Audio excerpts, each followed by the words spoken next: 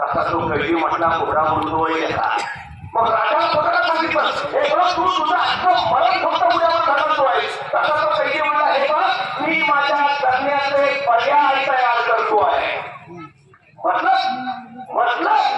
मतलब राजानं दिलेल्या या एका वर्षात काही करू शकतं. म्हणजे आणि मला दिलेल्या या एका वर्षात मला फाशी देणारा राजाच म्हणू शकतो. तो नाही गेला तर मी म्हणू शकतो. तो पण नाही गेला तर त्या राजाच्या घोड्याला आकाशात उडायला शिकवायचं नाही तो घोडा म्हणू शकतो. तो पण नाही गेला तर घोडा खरंच उडू शकतो. अरे काही गरज ना वर्ष आहे माझ्याकडं. ते हात कशाला मानू, ती मागा कशाला घेऊ, ती परत कशाला फिरू. ते जराच राहील जोपर्यंत मी जिंकत नाही तोपर्यंत मी झुंजत राहीन.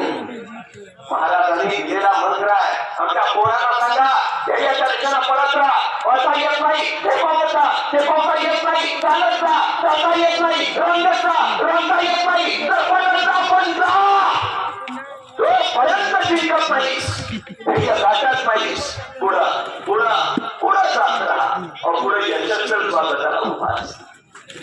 महाराजांनी जरी काल या हाती घेतलं हे जग गाठलं तेव्हा थांबले.